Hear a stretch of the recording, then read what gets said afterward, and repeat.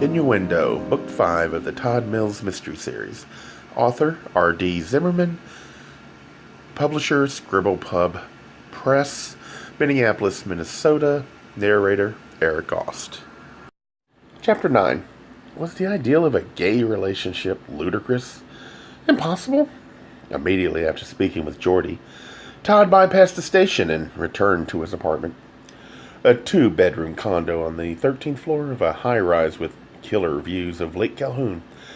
Usually hesitant to drink alone because of the alcoholism that had run so freely in his family, he poured himself a large glass of Cabernet just moments after he walked in the door. He was desperate for something to slow his thoughts, if not his heart, and he stood at the sliding glass balcony door, peering into the night and thinking only, what the fuck was Geordie talking about?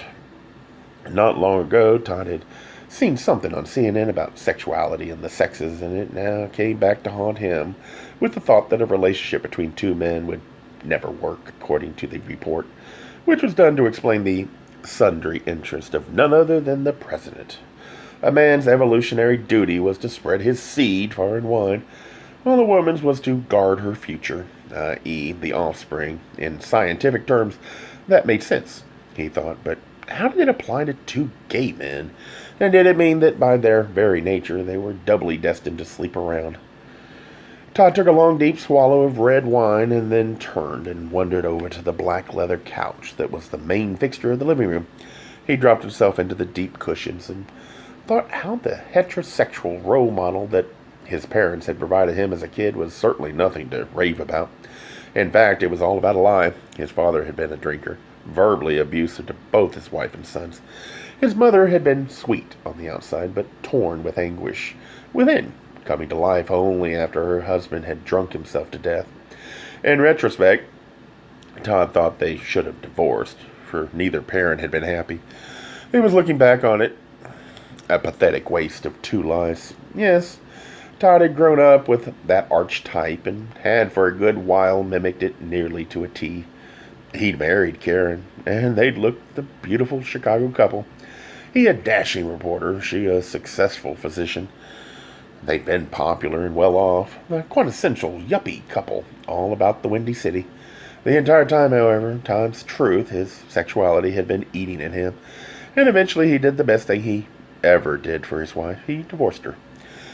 So he didn't want either the type of relationship he'd seen while growing up or the type he'd lived before coming out. Yet, for all intents and purposes, his relationship with Rawlings had fallen into that marital model and that monogamous expectation, at least until recently. I love you, and I want to spend the rest of my life with you. I really do, Rawlings had said over dinner last month. But I'm not sure a monogamous relationship can really work, that it's really practical for two guys. Do we want to be that confined?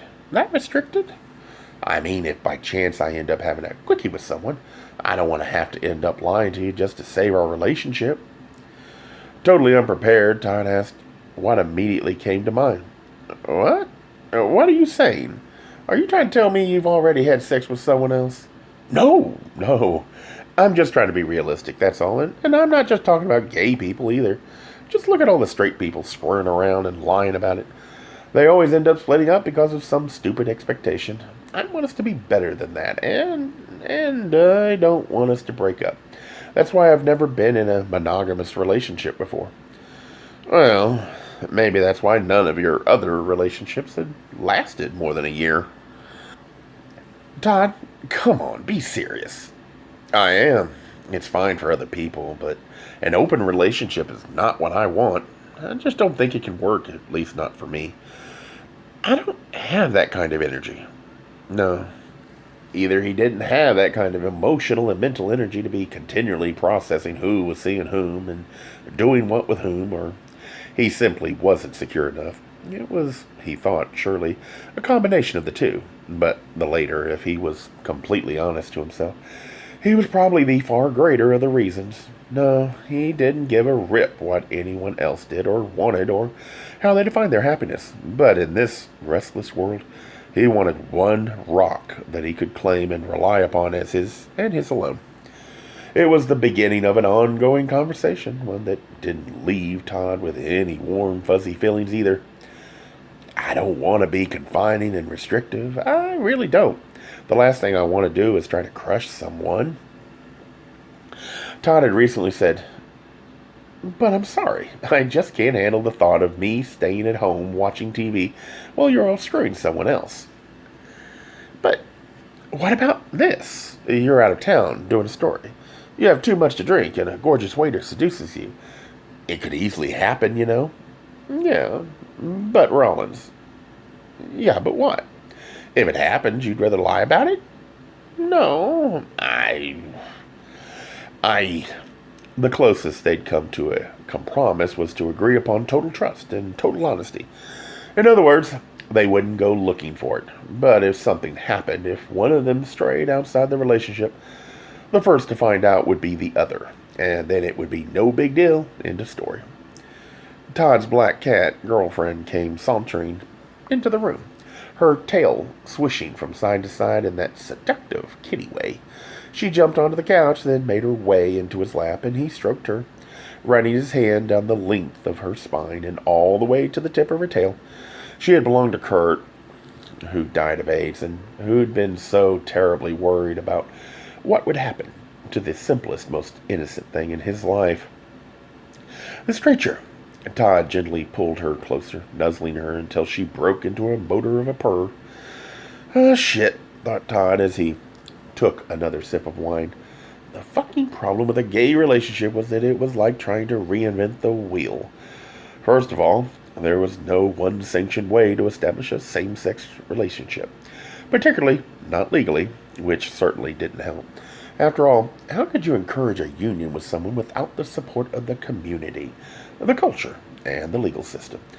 And how could you support your rights to happiness and prosperity when you had no legal rights to look after your spouse's well-being, health, or financial needs? On the other hand, perhaps it was good that everything was open to discussion and negotiation, particularly if the archetypal model, the heterosexual one, had its flaws, and perhaps it was better if things didn't work between two people, that they simply split and went their own ways. But where could you turn for a model of a gay relationship that worked? And what, for that matter, did work? Trust, honesty. Once again, when it came right down to it, that was all Todd wanted. The knowledge that no matter what happened in this wonderful, shitty world, there was one person he could count on for his integrity, for his word. And that was why his heart now ached.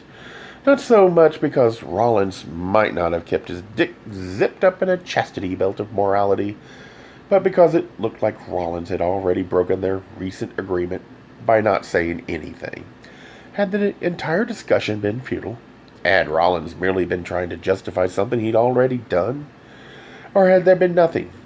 Of course, that was a possibility, but if something had happened, it was now infinitely more complicated. Andrew was 17, just a kid.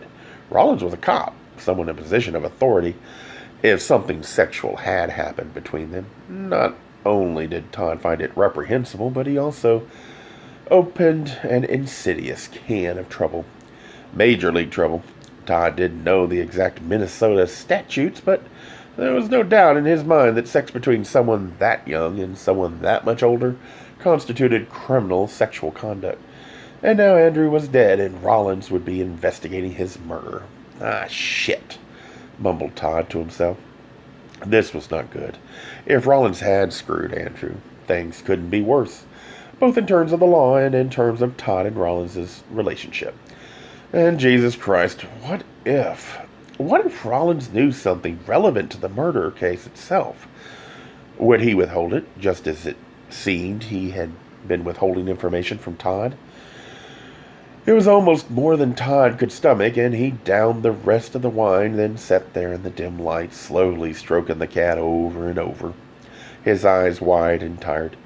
He looked straight ahead, but saw nothing. Some 15 or 20 minutes later, a girlfriend, unable to bear the monotonous, nearly compulsive attention, scurried off, bounding behind a chair and out of Todd's reach.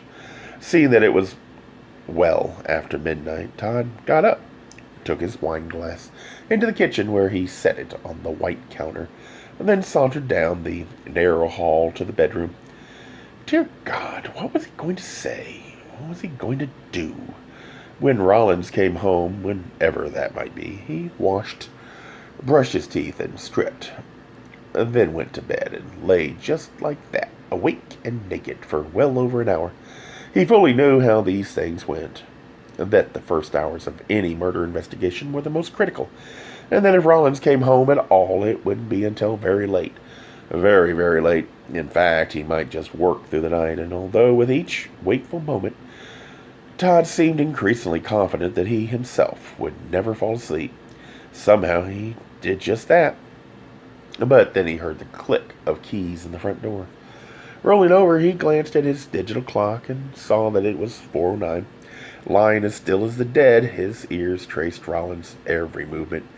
He heard the zipper of his jacket, the closet door, then came the soft padding of steps down the carpeted hallway, through the bedroom, and into the bathroom. The door was shut. The fan went on, a spray of water charged to life, just as he so often did after a long, tense day of work. Rawlins took a brief shower, washing away the grime of his job, and undoubtedly tonight the odor of Andrew's death, which was sure to have permeated so very much. Tense with fear and worry, and still without the faintest idea of how he was going to handle this, Todd continued to lie motionless until Rawlins finally came out with all his attention. He discerned Rawlins coming around the foot of the bed and sensed, of course, the comforter pulled back. Next, the mattress sank as Rawlins climbed in and scooted across, and a second later, he was spooning Todd from behind. Todd bit his lip and forced himself not to move, not to say anything, as he felt that thick, hairy chest press against his back as the muscular arm wrapped around his stomach, and it was more than he could bear when he felt Rawlins kissing him on the back of the neck. Finally, in a faint voice, Todd said, "Hi." Right off the bat, Rawlins said, "I love you." It was far more than he could resist, and he turned his head so that his mouth could find Rawlins's. "I love you too," he said, and then kissed him. Never had Todd meant it more, and never had Todd wanted him more, both physically and emotionally. In one quick swoop, he twisted fully round, and then they were in each other's arms, kissing and groping, pulling and tugging. "I want you," thought Todd. "I need you. Don't go. You're the best, the most wonderful thing that's ever happened to me." In an instant, he was ready. His hand shot down, surfed the fur on Rawlins' stomach, then plunged into Rawlins' coarser pubic hair, and found him just as he wanted, rigid and erect. Todd stroked him, and Rawlins shook and clung to Todd, his strong fingers digging into Todd's shoulders. And then Rawlins, his voice deep yet weak, said, Are you all right?" "Not really." Right then, Todd realized that no matter how desperate he was to know, he wasn't going to ask. Not about young Andrew. No, if this relationship was going to work, Rawlins was going to have to come to Todd and tell him. "How about you?" asked Todd, realizing that he had just given Rawlins rope, and then some, with which to hang himself. "I'm wiped out." Todd clung to him, kissing him pathetically on the cheek, the ear, the neck, and realizing finally what was going on here.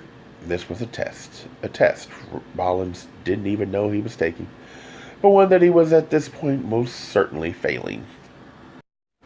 A Gay Mysteries audiobooks. I think it is easy to hate a label, but a face humanizes the word. So this effort is twofold: to offer comfort to those like myself that your world didn't end because you don't fit into the view of acceptable society on both sides, and in hopes of helping those with family that are LGBTQ, that it doesn't mean we are aliens from the child they once knew. Reassure them so they can maybe be supportive at the same time, being true to their values.